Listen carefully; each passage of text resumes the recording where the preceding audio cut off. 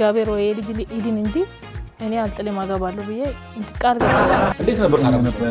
ማስራት ስለማልችል መፍትሄ ምንድነው አልኩት።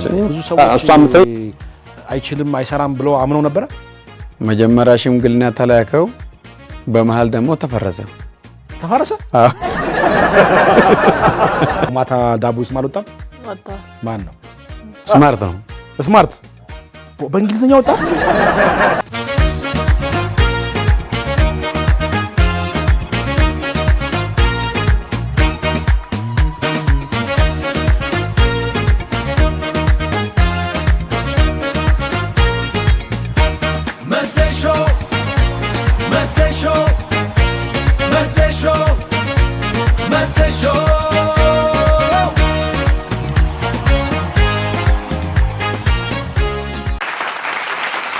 ተመልካቾቻችን ይህ መሴሾ ነው። መሴሾ በአባይ ቲቪ እና በመሴሾ ዩቲዩብ ቻናል የሚተላለፍ የምሽት የመዝናኛ ፕሮግራም ነው።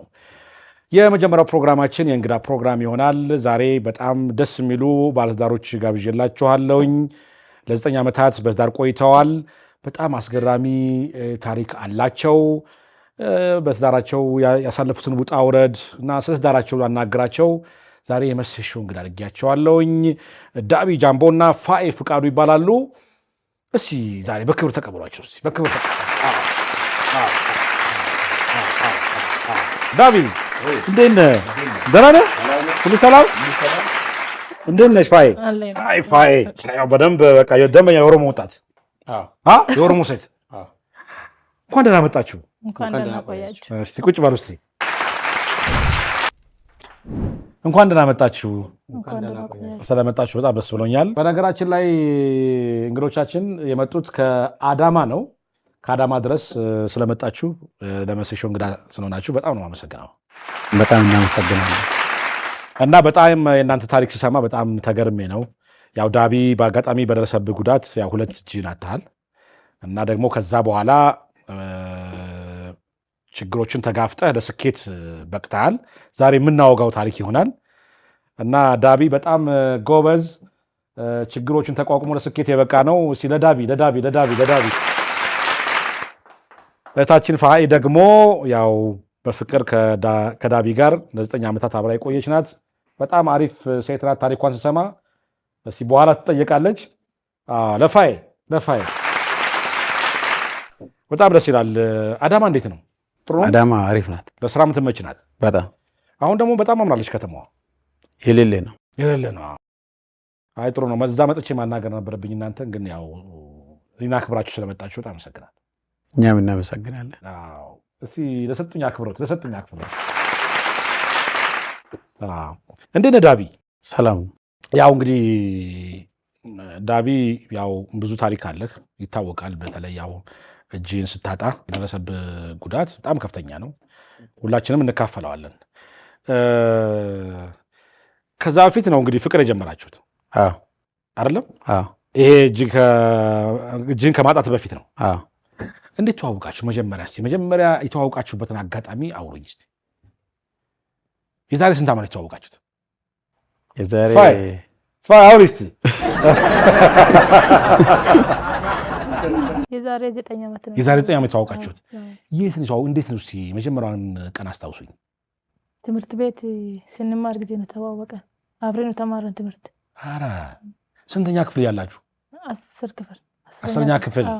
ገና ጀማሪ ወጣት ናችሁ። አፍላ ወጣት ያልተበላ። ኧረ ይሄ ፎቶግራፍ ነው? ይሄ ጊዜ ነው የተዋወቃችሁት? በጣም በቃ የሚገርም ወጣት ነበር ዳቢ። እሺ ከዛ በኋላ እንዴት ሆነ? መጀመሪያ ማን ያናገረው? አብራችሁ የተማራችሁ አንድ ክላስ የተማራችሁ ነው? አንድ ትምህርት ቤት? አንድ ትምህርት ቤት። ኦኬ። ክላሳችሁ ግን ተመሳሳይ ነው? ፈረቃው አንድ ነው፣ ግን ክላስ የተለያየ ነው። ክላስ የተለያየ ነው። መጀመሪያ ማን ነው ያናገረው? እሱ አራት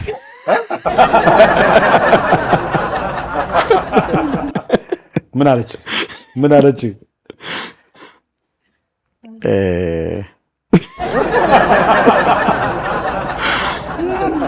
መጀመሪያ ያወራሁት እኔ ነኝ። ለሴት ልጅ ጥያቄ የሚያቀብረው የሚያቀርበው ወንድ ልጅ ነው። ወንድ ልጅ ነው። አንዳንዴ እኮ ሴት ታቀርባለች። አዎ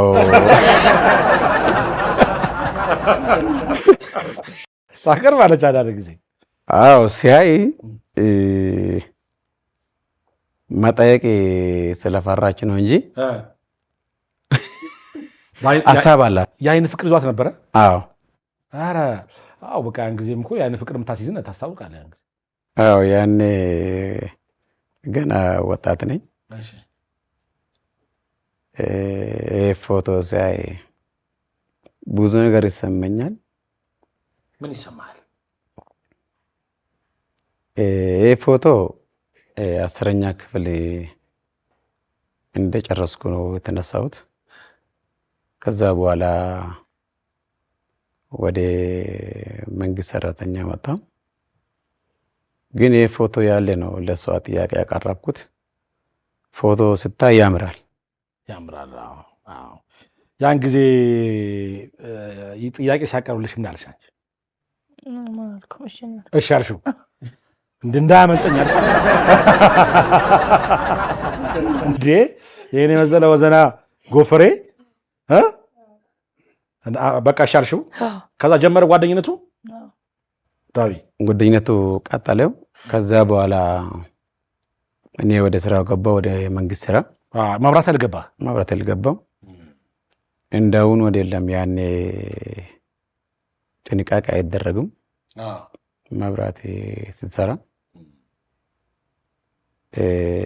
ያው እንደ ፍቅረኛ ነው እሷን የጠየኩት እንጂ ለማግባት አልወሰንኩም። ገና ወጣት ነው፣ 10ኛ ክፍል። ስለዚህ ፍቅረኛ እንድትሆን የሴት ጓደኛ እንድትሆን የጠየቃት እሷን ፈቃደኝነቱን ጠየቀች፣ መለሰች። ከዛ አንተ 12ኛ ክፍል እንደጨረስክ ነው መብራት ኃይል የገባው? 10ኛ ክፍል እንደጨረስክ ከዛ የመብራት ኃይል ሰራተኛ ሆንክ። አደጋው ምን ስታደርግ ነው የተከሰተው? መብራት ገመድ የዘረጋው ጊዜ ነው የተከሰተው። መጀመሪያ መብራት ጠፍቶ ነበረ። እስካሁን ድረስ ለእኔም ጥያቄ ነው እንዴት እንደለቀቁ። እኔ ብቻ አይደለም ፖል ላይ የነበረው፣ የተለያየ ፖል ላይ የተለያየ ሰራተኞች አሉ እና ሰራተኞቹ ጨርሶ ወረዱ። እኔም ደግሞ ጨርሼ ነው። እኔ ደግሞ መጥፎ ቦታ ነው የገጠመኝ። ቦታው ጨርሼ ሁሉም ነገር ቼክ አድርጌ ነው። ከዛ በኋላ ለመውረድ ሲል መብራት ተለቀቀው። ተለቀቀ ሳትወርድ? ስለዚህ ኮንታክት አደረገ። 2009 ህዳር 1 ዕለት ነው። ህዳር 1 2009 ዓመተ ምህረት የዛሬ 10 ዓመት ሊሆኑ ነው። አሁን 10 ዓመት ሊሆን ነው ህዳር ሲመጣ። እና ሁለቱንም እጅ ነው ያገኘው ኤሌክትሪኩ ማለት ነው። እና ከዛ በኋላ ልጆቹ መጥቶ አወረዱኝ። አዳማ ጀነራል ሆስፒታል ነው የወሰዱኝ። ሐሙስ ዕለት ነው የገባሁት የሐኪም ቤት። የራሴን ያወቅኩት ደግሞ ሰኞ ነው የነቃው። እና ከዚህ ምን እሰራለሁ ብዬ ልጆቹን ጠየቅኩት፣ ጓደኞቹን። እና አይ ምንም አልሆንኩም አውጡኝ አልኩት። ሲያይ እጆቹ በቃ በጄሶ እንትን ተደርጓል። እጆቹን ማነሳት ከበደኝ። እንደዚህ ዞር ሲያይ በቃ ተሰማኝ። በዛ በኦፕራሲዮን እጆቹ ተቆርጦ ነው ያያቸው? ለጊዜ አልተቆረጠም። ከዛ በኋላ ነው የቀኝ እጅ ሐኪም ቤት ገብቼ ከ2 ወር በኋላ ነው የተቆረጠው። የግራ ደግሞ ድኗል ብዬ ያሰብኩ፣ ዶክተሮቹን በቃ ድኗል እያሉኝ ከ2 ወር በኋላ እሱ ኦፕሬሽን ሆነው ሐኪም ቤት ውስጥ 4 ወር 3 ሳምንት ተኝቼ ነው የወጣሁት። ከዛ ስወጣ ግን ድኜ አይደለም እዚህ ሐኪም ቤት ውስጥ ከሚሞት ልጅ ወጥቶ ቢሞት ይሻላል ብሎ ነው አስወጡኝ። በጣም የሚያመሰግነው ጄኔራል ውስጥ የሚሰሩ ዶክተሮች፣ ነርሶች በጣም አመሰግናለሁ። ይሄ ልጅ እንዳይሞት ብሎ ዋጋ ተከፍሏል እዛ ውስጥ እና እሷም ያኔ ትመጣለች ፋይ እየመጣች ትጠይቃለች። እና ወደ ውጭ አገር ለመሄድ እቅድ አላት። ያን ጊዜ እቅድ ነበራት። እና እኔ እንደዚህ መሆኑን ካየች ከሰማች በኋላ ትመጣለች እኔ ጋ እና መጀመሪያ በጓደኝነት እንደነበረ ነው። ግን ከሐኪም ቤት ልወጣ ነው። ስወጣ ትመጣለሽ አትመጭም አልኩት እኔ ጋ። ወሳኝ ጥያቄ አቀረብክላት? እና እመጣለሁ አለችኝ። ከሐኪም ቤት ወጥቼ ለጓደኞቹ ነገርኩት። ላቢ ወጥተዋል፣ ምን ትወስናለሽ አሉ። ምን ትላለሽ አሉ። እና እኔ ከሐኪም ቤት ረቡዕ ዕለት ነው የወጣሁት። ሁሉም ነገር ደግሞ የሚሆነው በእግዚአብሔር ፍቃድ ነው። ተመልከት፣ ሐሙስ ዕለት ነው ሐኪም ቤት የገባው፣ ረቡዕ ዕለት ነው የወጣሁት። እሷ ደግሞ መቼ ነው የመጣው? እኔ ጋ የመጣች ሐሙስ ዕለት ነው ከወጣ በኋላ። በዛን እኔ ጋ ቀረች። እሺ አለች። ፋይ ጀግና አለችም። በጣም ደስ በጣም ደስ ይላል በእውነት። አንተም እንኳን ተረፍክ፣ እንኳን ለዚህ በቃህ። እሷም ደግሞ የእጆችን መቆረጥ ከምንም ውስጥ ሳታስገባ ፍቅሩን ለመቀጠል መወሰኗ በጣም የምታስደንቅ ሴት አይደለች? በጣም ያን ጊዜ ምን ተሰማሽ ፋይ? መጀመሪያ ሲሰማ በጣም ነው የደነገጥኩት። ወደ አመመኝ፣ ወደ ሳምንት ምናምን አመመኝ። ድንጋጤ በጣም ሞቷል አሉ እንጂ እንዲህ ይድናል ማንም አላለም። ያኔ እጄ ሲያዩ ይኸው ስታይ በቃ ሚድን አይመስልም። እኔ በቃ ውስጤ ቃል ገባው። ውስጤ እግዚአብሔር ወይ ልጅ ይድን እንጂ እኔ አልጥልም አገባለሁ ብዬ ቃል ገባው በራሴ። እዛ በቃ ሶሲ በጣም ተጋባ። በእውነት አድንቄሻለሁ። በጣም ክብር ይገባሻል። በድጋሜ ለፋይ እናጨብጭብላት። አሁን እጆቹ ከተቆረጡ በኋላ ብዙዎች አንቺ እንድትለዩ አልመከሩሽም? መከሩ በጣም ምን ያደርግልሻል? አይሰራም፣ አንቺ እሱን ትተሽ መስራታችን ምናምን ብዙ ነገር አለ። እኔ ውሳኔ ስለወሰንኩ ምንም የሰው ምክር አልሰማም። ያኔ ምን ትበላለሽ? እሱ አይሰራም፣ ብዙ ነገር አለ። ሞራል ሚነካ ማለት ነው። ብዙ ነገር አለ። ያኔ ምንም አይመሰለኝም። እኔ አልተውህም ብላ ስትነግርህ አመንክ ወይስ ምን አልከን? ጥያቄውን ስታቀርባት እሺ ስትል ያው የሰው ልጅ ነው።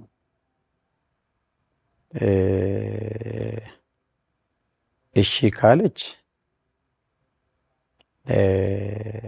እግዚአብሔር ካለው እግዚአብሔር ከፈቀደው ሀሳብ እንኳን ከቀየረች ሀሳብ እስከምትቀይራት አብረን እንኖራለን ብዬ ነው ወሰንኩት። ምክንያቱም እንታወቃለን ከዛ በፊትም ስለምንታወቅ የሷ ቤተሰብ አውቃለሁ፣ የሷ ቤተሰብ ደግሞ የኔም ቤተሰብ ያውቃሉ። እኛ ደግሞ የገጠር ልጆች ነን። ገጠር ውስጥ አካል ጉዳተኝነት አሉ ማለት በጣም ይከብዳል። ገጠር ውስጥ ወላ ሳይሆን ኢትዮጵያ ውስጥም አካል ጉዳተኛ አለ ማለት በጣም ይከብዳል። እና አብረን እስከ ኖረን ድረስ እኖራለን። ከሄደች ምን ላድርግ ብዬ ነው ወሰንኩት። ግን እሷ በቃ ትወስኛለሽ አትወስኝም ስትላት እሺ አለች። ምን ስሜት ፈጠረብህ አንተ? ደስተኛ ነው ተሰማኝ። ደስተኛ ደስም ያሰኛል አይደል? እሱ ላለመተው የወሰንሽበት ፍቅር ምን ያህል ቢሆን ነው? ምን ያህል ብትወጂው? በጣም ነው የምወደው። ያን ጊዜ ጸባው እንዴት ነበር? እሱ አሪፍ ነው። በጣም አሪፍ ነው ጸባው። ያን ጊዜ በጣም ተወጁ ነበረ። ምን አይነት ወጣት ነበረ ዳቢ? ገና ወጣት ነው። ገና አንድ ፍሬ ልጅ ነው። ጸባው ሰራንቱ ባህሪው እንዴት ነበረ? ባህሪው በጣም የሚመች ነው። በጣም ደስ ይላል ባህሪው። ደግ ነው? ቅን ነው ወይስ? አዎ በጣም ደግ ነው። ለሰው ያስባል፣ ጥሩ ነገር ይመክራል። በጣም ብቻ እሱ ባህሪ በጣም ደስ ይላል። ስለዚህ በጣም ያን ጊዜ ታፈቅሪ ስለነበረ እሺ ለማለት ምንም አላወላደሽም? አዎ ፍቅሩ በልጧል አይደለም እንዴ? ደስ አይሉ ባላን ያው እንግዲህ ከባድ አደጋ ነው ያጋጠመህ። አዎ ግን በዛን ሰዓት በተስፋ የቆረጥክበት ሁኔታ ነበረ? ተስፋ ቆርጠ ነበር? በጣም ምክንያቱም ያለ ነገር ስታጣ ተስፋ እኮ ያስቆርጣል። ምክንያቱም ፈጣሪ እግር ሲሰጥ እንደምትል ነው፣ እጅ ሲሰጥ ደግሞ እንደምትሰራ ነው። እና እጅ ስታጣ ለኔ ብቻ ሳይሆን ለማንኛውም ሰው ጥያቄ ነው። እና ባውን ነገር ነው የተሰማኝ። ግን እግዚአብሔር ፈጣሪ ደግሞ ከፈቀደው ምን ታደርጋለህ? መቀበል ነው። አሜን ብዬ ነው ተቀበልኩት። አሜን በተቀበልክ። ዋናው ነገር እኮ በቃ ሰዎች በህይወታቸው ውጣ ውረድ ያጋጥማቸዋል፣ አደጋ ያጋጥማቸዋል። ዋናው ነገር ከዛ ተስፋ ሳይቆርጡ መነሳቱ ላይ ነው። ይሄ ደግሞ በአንተ ተንጸባርቋል። ዳቢ አሪፍ አይደል? ከዛ እንዴት ቀጠለ ህይወታችሁ? እናንተ አብራችሁ መኖር ጀመራችሁ? አዎ። እና ቀረሽ በቃ አንቺ እዛ ቤት? አዎ። ቤተሰብ ምን አለ ያን ሰዓት? ቤት ስቀሪ በጣም ከባድ ጊዜ ነበረ። እኔም ውጭ ለመሄድ ሁሉ ነገር ጨርሼ ነበረ ያኔ ለውጭ ለመሄድ። ኦኬ። ፓስፖርት አውጥቼ ቪዛ መጥተዋል። በመሀል ደግሞ እኔ ሳገባ በጣም ነው የተናደዱት ቤተሰቦች። ምን አሉ? መጀመሪያ ለምንድን ነው ይሄ እቅድ ካለሽ ለምንድን ነው ወጪ አስወጣሽ ምናምን ብሎ ፋዘር በጣም ነው እንትን የተጣላን በዚህ ምክንያት። 2 ዓመት ቆይተን ነው የተጣረቀን ከቤተሰቦች። ዋው! አሁን አሉ አባት ናት? አሉ። አሁን ይሄን ሾው ይመለከታሉ? ሰላምታችን ይድረሳችሁ። ከዛ አመኑ። ከዛ አንተ ወዳው ዳንክ ወይስ እንዴት ነው? በኋላ ከሐኪም ቤት ወጥቼ ወደ 4 ወር ተኝቻለሁ ቤት። እና እንዴት ነበር ታዲያ የምትኖሩት ያን ጊዜ? ደሞዙ አልተቋረጠም? ደሞዙ ተቋርጧል። ክስ ላይ ነበርኩኝ ያኔ። ጓደኞችም ስላሉኝ እንዳሁን ወደ የለም። ያኔ ኑሮ እኮ ቀለል ያለ ነው። አዎ ቀለል ያለ ነው። እና ጓደኞቹም 100 ብር ይሰጠኛል፣ 50 ይሰጠኛል። እና ከዳንኩኝ በኋላ ወሰንኩት ማስራት ስለማልችል መፍትሄ ምንድን ነው አልኩት። ራስን ጠየቅኩት። ራስን ጠየቅ? አዎ። ወደ ፈጣሪ ጥያቄ አቀረብክ? አዎ። እና ማንም ሰው ይበለኝ ግን ወጥቼ ልለምን አልኩት። ወጥቼ በመኪና በተለይ ከተሞች እጄ እርዳታ ጠይቃለሁ። በዚህ በጣም ማመሰገን የሚፈልገው የኢትዮጵያ ሕዝብ ነው። እና ሐኪም ካል ያለው በገንዘብ ሐኪም የሌለው ደግሞ በጸሎት እና ከሕዝብ ላይ ያገኘሁት ብር ቤት ገዛ። ገንዘብ ዳታ ተሰበሰበልህ? እና ቤት ገዛ። ለዚህ ተከራይተህ ነበር የምትኖረው? አዎ። ለሰው ልጅ ዋና ነገር ምንድነው? ቤት ነው። እንደማል ስራ አውቃለሁ። ግዴታ የእሷ ህሊና ማግዛት አለብኝ ብዬ ቤት ገዛው። ወደ ቤት ገባን። ከዛ ከቤት ላይ የተረፈውን ብር ደግሞ ወደ ስራ ቀየርኩት። ወደ ስራ ቀየርክ? ምንድነው ወደ መንገድ ስትወጣ ማንኛውም ሰው ወዶ አይደለም ሲወጣ እና ያኔ ከህዝብ ላይ ያገኘውን ብር ይሄ ልጅ ይሄን ብር የት ያደርጋል ብሎ የሚጠብቁ ሰዎች አሉ። ስለዚህ ወደ ስራ ቀየርኩት። አዳማ ላይ ነው። አዳማ ዩኒቨርሲቲ ጀርባ አሊብራ አዳባይ አካባቢ ላይ ነው ያለው።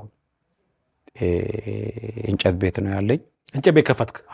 በአደጋ ከደረሰበት ከስንት ጊዜ በኋላ? አንድ ዓመት። በአንድ ዓመት ውስጥ እንጨት ቤት ከፈትክ? አረ ዳቢ በጣም ደስ ይላል። እንጨት ቤት ከፈትክ፣ ስራው ተጀመረ። 2010 ማለት ነው። 2011 ያው ይታወቃል። እኔ ማስራት ስለማልችል ይሄ ልጅ ወይም ደግሞ ይሄ ሰው ሌላ ነገር ነው ይሄ ስራ የከፈተው እንጂ ለስራ ብሎ አይደለም አሉኝ። ብዙ ሰዎች አይችልም አይሰራም ብለው አምነው ነበረ። የሚሰራው ደግሞ አካል ሳይሆን አእምሮ ነው የሚሰራው። እኔ በዚህ ነው የማምነው። ምክንያቱም ዋናው የአካላችን መጉደል ሳይሆን የአእምሮ ነው። አእምሮ ነው ዋናው። አእምሮ አይጉደል። ያንተ አእምሮ አልጎደለም። ፈጣሪ ይመስገን። ተመሰገነ። ስለዚህ ሰዎች ቀጠርክ፣ ስራውን ተጀመረ። እንጨት ቤት ግን በፊት ህልሙ ነበረ ወይስ እንዴት አሰብከው? እንጨት ቤቱ ለእኔም ጥያቄ ነው፣ ለብዙ ሰውም ጥያቄ ነው። በህልም ነው አየሁት። ይቅርታ አድርግልኝ። እዚህ ጋር እውነትን ነው እግዚአብሔር። እስቲ ንገረኝ። ማታ ስተኛው ተኝቼ በህልም ምን እንዳየሁ ታውቃለህ? ማሽንና እንጨት ነው አየሁት በህልም። ዋው። እና ጠዋት ተነስቼ ለሷም አልነገርኩም። ይሄ ማሽን የቱ ጋር ነው የሚሰራው ብዬ ኢንፎርሜሽን መሰብሰብ ጀመርኩኝ። ከዛ ቦታን አገኘው፣ አሰርቼ ከ190% ላይ ሲደርስ ለሷ ነገርኩት። ሰርፕራይዝ አረካት? እና እንደዚህ ሊያረግ ነው ምን ትላለሽ አልኩት። ስለዛ ስራ እኔም አላውቅም አለችኝ። አንተን ደግሞ አታውቁም እንዴት ነው አለችኝ። ልሞክርና ልይና እንደዚህ አይተህ ዝም ከምትል በተግባር አሳይተሽ ወይም ደግሞ አሳይተህ መቆም ይሻላል። እና ማሽኖቹን ጨረስኩ። ቦታን ተከራየው። ለሷ ምንም ሳይናገር ማሽኖቹን አምጥቼ እዛ ላይ አቆምኩት።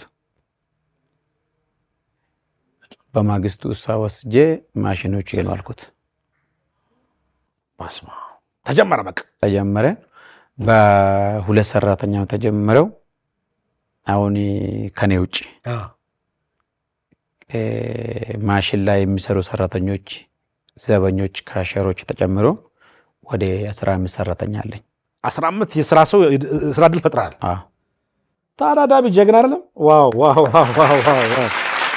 ተመከት። የአደጋ ደርሶበት የነበረ ሰው ከዛ በተሰበሰበለት የእርዳታ ገንዘብ ግማሹን ቆጥቦ ለንግድ አውሎ እንጨት ቤት ከፍቶ አሁን 15 ሰው የስራ ዕድል ፈጥሯል።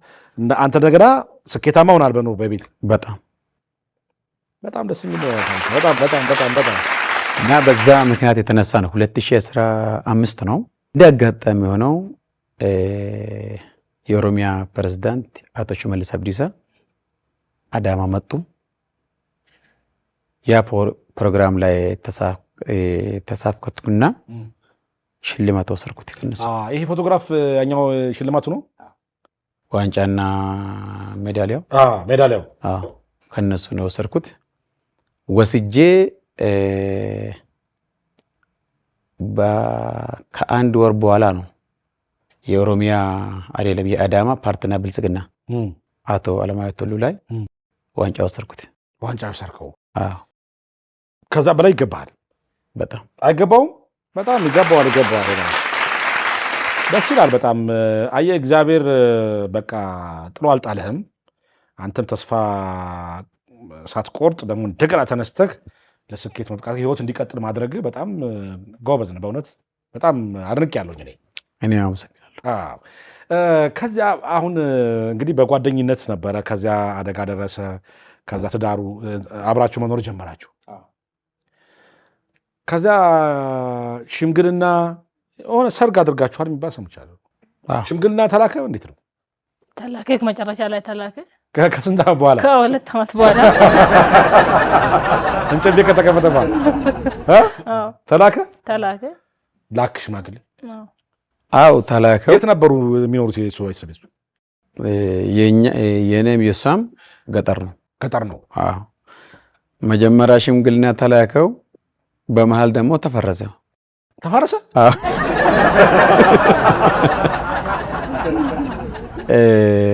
ያው የኛ ሰው በእንትን ነገር ስለሚያምኑ እንዴት እሷን ያኖራል ብሎ ስለሚያስቡ ቤቱ ከተገዛ በኋላ ስራ ቦታውም ደግሞ ስራው ከተጀመረ በኋላ አይ ከዚህ በኋላ ይሄ ልጅ እሷን ማኖር ይችላል ብሎ ነው። ሁለተኛ ዙር ላይ ሽምግልና ተቀበሉ። መጀመሪያው ላይ እምቢ ያሉት በምን ምክንያት? እንትና እንዴት ሰርቶ በምን ሰርቶ እሷን ያኖራል የሚል ጥያቄ አቀረቡ። ይህም መልስ ደግሞ ይዘው ገና ሽማግሌዎች ደግሞ እንደገና ተመለሱ። በሌላ ቀን ነው እንደገና ሄደው ያሳመኑት። አሁን ቤት ሰርቷል፣ የእንጨት ቤት ከፍቷል፣ ማስተዳደር ይችላል ብለው ማብራሪያ ሰጡ። እነሱም የእሷ ቤተሰብ መጥቶ አዩ። በቃ ሽምግልኖቹ ይምጡ አሉ።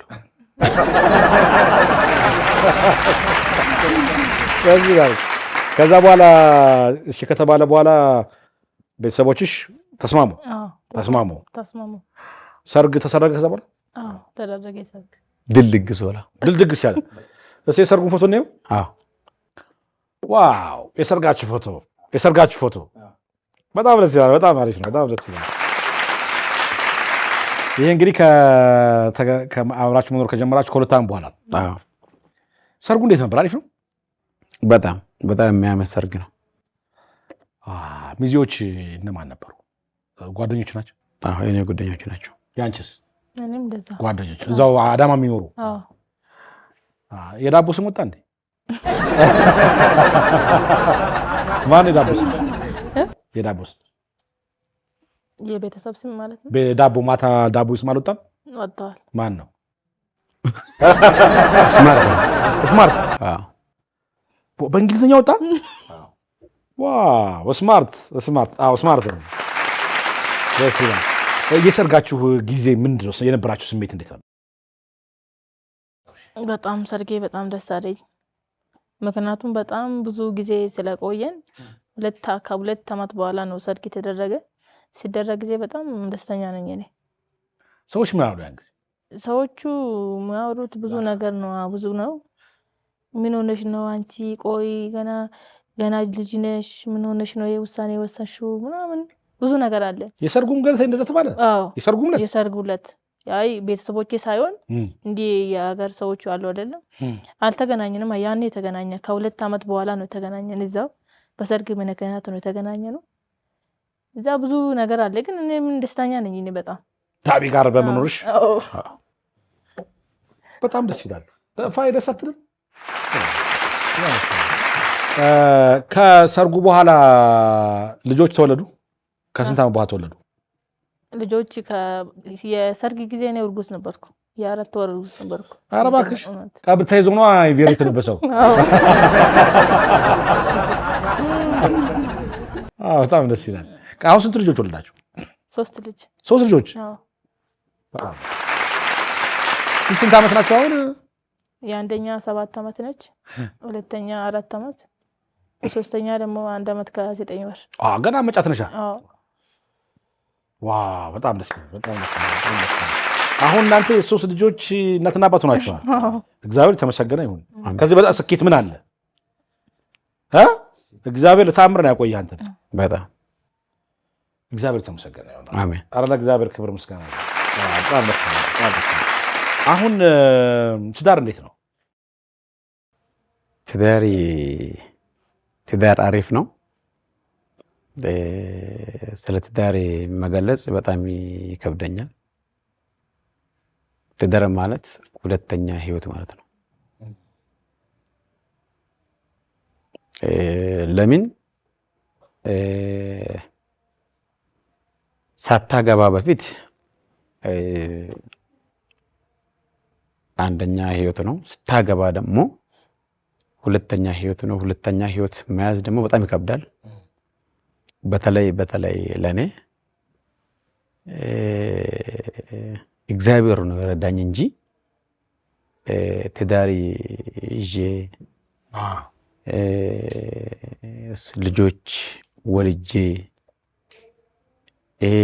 ዓለም ማየት ለኔ በጣም ደስተኛ ነኝ። ልጆች ትዳር የእግዚአብሔር ስጦታ ነው። ልጆችም ደግሞ የእግዚአብሔር ስጦታ ነው። ልጆች ሲያይ በጣም ይኮራበታሉ። ልጆች ያኮራሉ በጣም። ልጆች ማየት እንደዚህ ስኬታማ መሆን እኮ ያኮራል እኮ በጣም። አሁን እኔ ጠዋት ነው የሚወጣው፣ ማታ ነው የሚገባው። ማታ አይተኙም። እኔ እስከሚመጣ አይተኙም። በቃ ይጠብቁሃል። እና ከዚህ በኋላ ወይም ደግሞ ከዚህ የበለጠ ህይወት ምን አለ? በጣም ደስ ይላል። አይ እንዴት ነው ትዳር? ትዳር ጥሩ ነው። ትዳር ማለት ለኔ በጣም ጥሩ ነገር ነው ለኔ። ትዳር ማለት ሁሉ ነገር ነው፣ ህይወት ነው። መኖር ማለት ትዳር ውስጥ ነው ያለው። እኔ ትዳር ማለት በቃ ህይወት ማለት ነው። በቃ አሁን ባልሽ እንደዚህ ስኬታማ ሆኖ ስታዩ ምን ይሰማሻል? በጣም ደስተኛ ነኝ። በጣም እሱን አይቼ ያኔ ባል ወሰንኩ ኖሮ ይሄ ነገር ያለው ምናምን ብዬ ራሴን ጠይቃለሁ። በጣም ይሰራል። ለስራ ያለ ጉጉት ቤት አይቀመጥም። እሑድ ነው ቤት መቀመጠው እሱ እንጂ ቢዚ ነው። በጣም እኔም ስደውል እኮ ቢዚ ሆኖ ማታ የሚደውልኝ። ቢዚ ነው፣ ስራ ላይ ነው ሰዓትን የሚጨርሰው እሱ። ለስራ ያለ ቦታ በጣም ከፍተኛ ነው። ሰዓቱ በስራ ነው የሚጨርሰው እሱ። አሁን በጣም ደስተኛ ነሽ? በጣም ለስኬት በቅቶ ስታዩ? ምን አይነት ባል ነው ዳቢ? ለእኔ ጥሩ ባል ነው። ያስብልኛል፣ ለልጆቹ ያስባል። ጥሩ ቦታ አለ፣ ትልቅ ቦታ አለ ለኛ እና ጥሩ ሰው ነው ለኔ። ፋይ ምን አይነት ሚስት ናት? እንደዚህ ስናይ ትዳር እንደ ተራ ነገር እንደ ቀላል ነገር የሚያዩ አሉ። ትዳር እንደ ተራ አይታይም እና ፋይ ለኔ ወይም ደግሞ እሷ ለኔ መገለጽ አልችልም። ከቃላት በላይ ናት በጣም። ምክንያቱም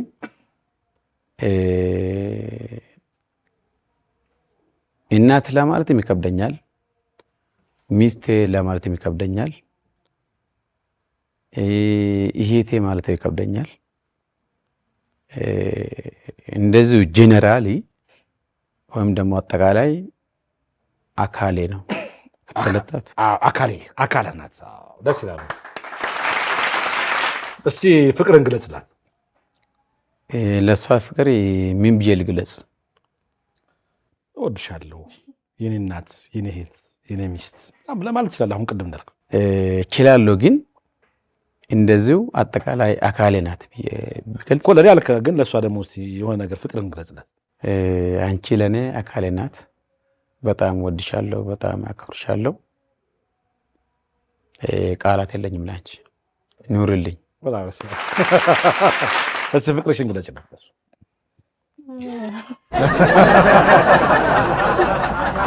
ግለጭላት። በጣም ወዳለሁ፣ ኑርልኝ፣ እድሜ ይስጥላለሁ። እስከ ዘላለም አብረን እንኖራለን። ኪፉ አንካ። አሜን።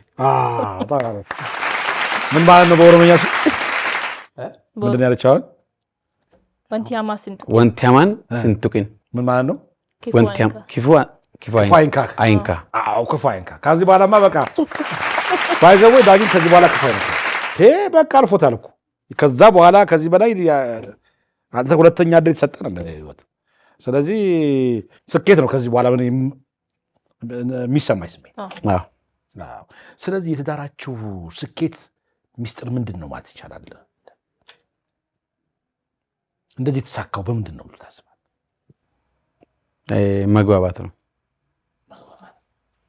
ምክንያቱም ቅድም ነገር ያለው ትዳር ማለት ቀልድ አይደለም።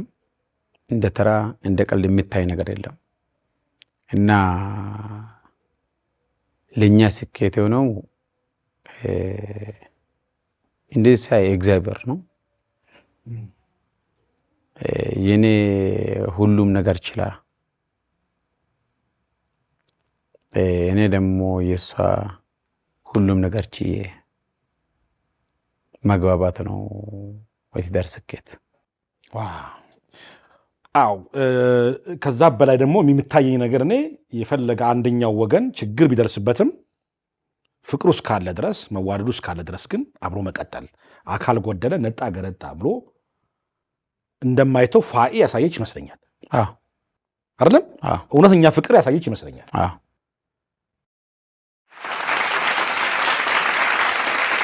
ምንድን ነው ያጠነከረው ብለሽ ታስቢያለሽ? እኔ ፍቅር ነው። ከሁሉም ነገር ፍቅር ነው። ፍቅር ካለ ሁሉ ነገር አለ። ሰላም አለ፣ ፍቅር ውስጥ ሰላም አለ፣ ሁሉ ነገር ውስጥ ፍቅር አለ። ስለዚህ እኔ ፍቅር ነው። ተጣልታችሁ ታውቃላችሁ? ሰው ሳይጣል ጥርስና ምላስ ራሱ እኮ አንዳንዴ ይጋጫል። ሲነጋጭ ያን ያህል ግጭት አይደለም፣ ወዲያው እንፈታለን ችግራችን፣ አናሳድርም። መጀመሪያ ላይ ገና የዛሬ 9 ዓመት 10 ዓመት የምትዋደዱትን ያህል አሁን ትዋደዳላችሁ? ከዛ በላይ ነው እንጂ። ከዛ በላይ ነው። ጨምሯል በጣም። ስንት ፐርሰንት ጨምሮ ይሆን? 50% ሆነ ይመስላል። በጣም ፕላስ እናድርግ። ፕላስ ነው። በጣም ደስ ይላል። ምናልባት ለአካል ጉዳተኞች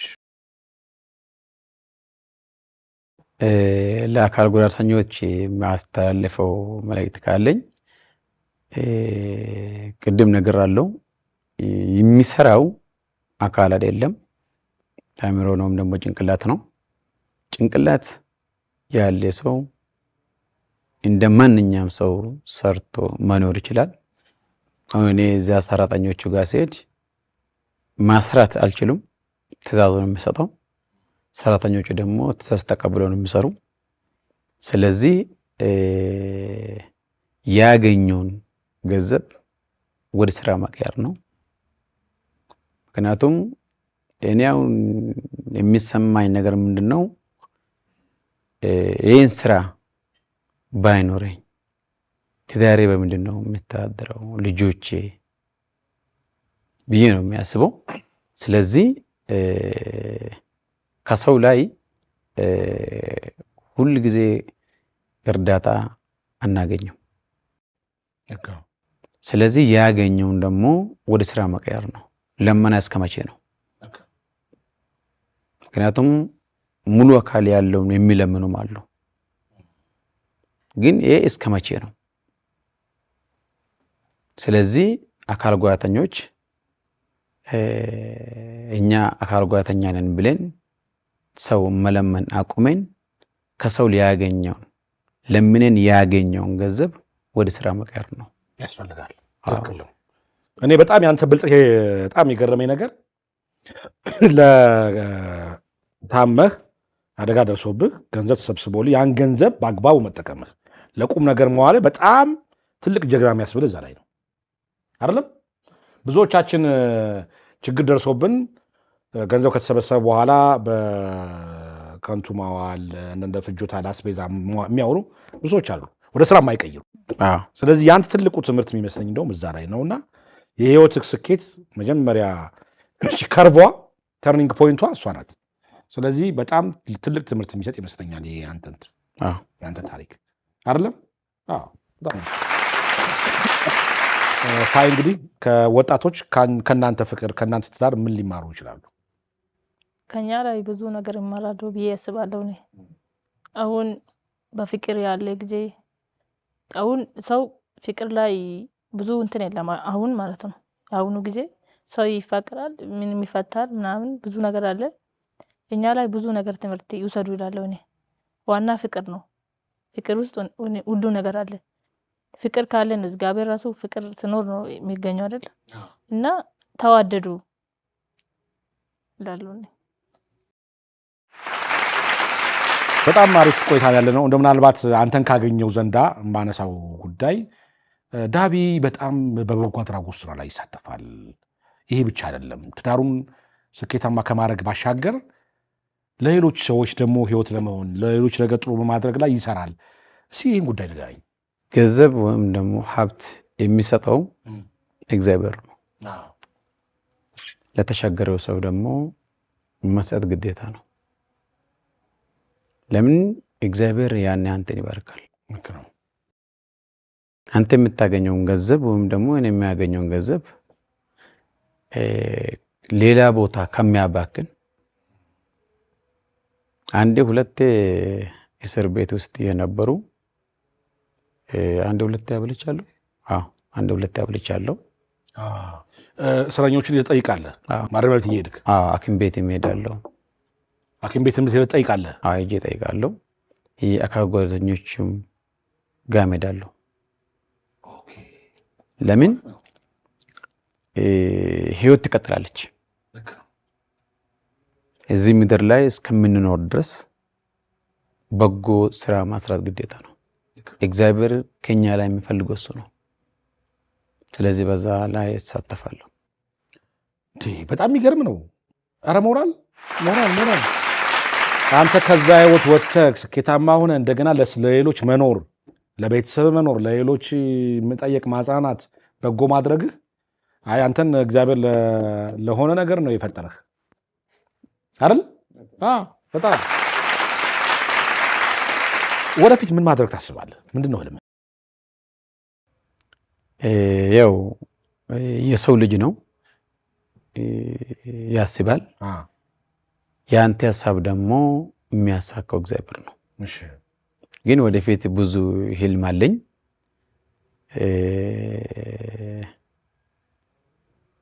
አሁን የኔ ስር የሚሰሩ 15 ሰራተኞች አሉኝ። እግዚአብሔር ረድቶኝ ወደ 100 የሚቆጠሩ ለሰው ስራ መፈጠር ህልም አለኝ። ለ100 ሰው ከዛ በላይ ይሳካል። በጣም ደስ ይላል። ለሌሎች ብርሃን የመሆን ፍላጎት ያለ ይመስለኛል በጣም። ምክንያቱም ከኔ ራዕይ በቃ እንደሚያምሩ የሚፈልጉ ከኔ ላይ ትምህርት ይውሰዱ። ምክንያቱም አካል እንደማይሰራ የሚሰራው አእምሮ፣ በጎነት፣ ልብ ነው ዋና። እግዚአብሔር ደግሞ ጥሩ አካል ከሚሰጥ ጥሩ ልብ ሲሰጥ እኔ ደስተኛ ነኝ። አንድ ነገር ሰምቼ ነበር፣ እውነት ሲሆን አላውቅም። መኪና ትነዳለህ ይባላል? እውነት ነው፣ እነዳለሁ። ይቅርታ አድርግልኝ፣ ሁሉም ነገር ላይ ተሳተፋለሁ፣ እሞክራለሁ። መኪና እንዴት ነው የምትነዳው? አውቶማቲክ ነው። በቀኝ እግር ነው መሪ የሚይዘው። እሺ፣ መሪው እንዴት ያዛል? መሪው እንደዚህ ይዛለሁ፣ ወይም ደግሞ በጣቶች ይዛለሁ። እንደዚህ አድርገህ እና አዳማ ውስጥ ብዙ ትራፊኮች እኔ ያውቃሉ። ግን እንትን ነው ምናልባት ለጉዳት አይደረግም ብያለሁ። እኔ የሆነ ነገር በቃ መሞከር እፈልጋለሁ። ለመሞከር ነው እንጂ ህግ እንደማያስፈቅድ አውቃለሁ። በጣም ይገርማል። ግን ምናልባት እንደው ጥያቄ ምናልባት ተገቢ ላይሆን ይችል ይሆን አላውቅም። ምናልባት ይሄንን በሰው ሰራሽ የመተካት ፍላጎት የለ? ይቅርታ አድርግልኝ፣ እዚህ ጋር አንድ ቀን አስቤ አላውቅም። ለምሳሌ የትም ቢሮ ቢገባ የትም ቦታ ብሄድ ሰው ወይም ደግሞ የመንግስት ሰራተኞች ወይም ደግሞ ቢሮ ውስጥ የሚሰሩ ሰራተኞች እንደማንኛውም ሰው ነው የሚጠይቀው ነው። አይ ምናልባት የሰው ሰራሹ ለብዙ ነገሮች ሊጠቅም ይችላል ብዬ ስላሰብኩ ነው።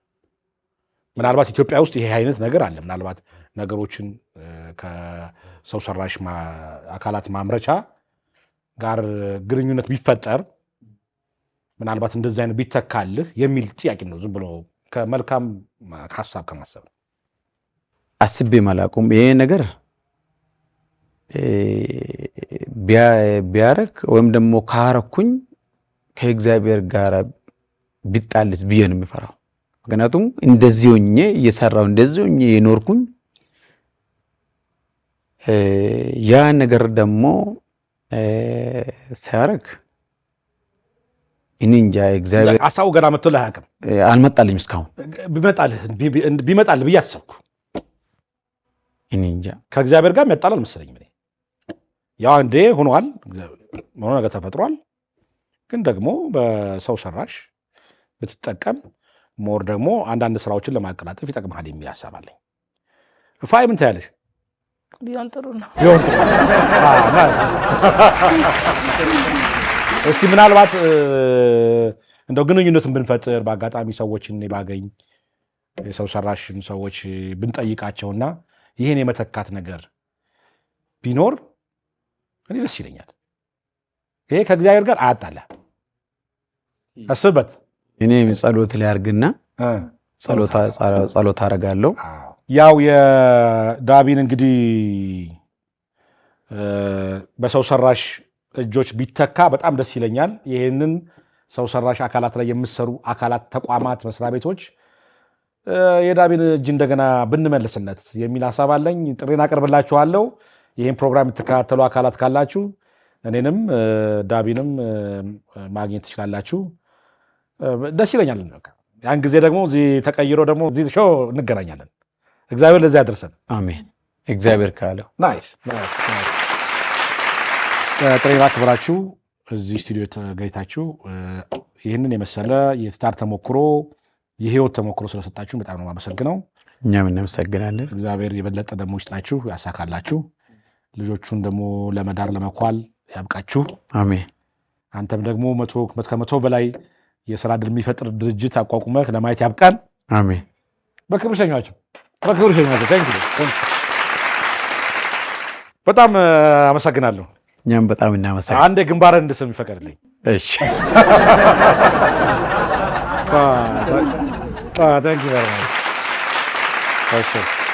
ፋይ ጀግና ግንባርሽን በጣም ደስ አትልም? ጀግና አንስት እንደዚህ አይነት ሚስት አይጥፋ፣ ይበርክትልን። አሜን። ቴንክ ዩ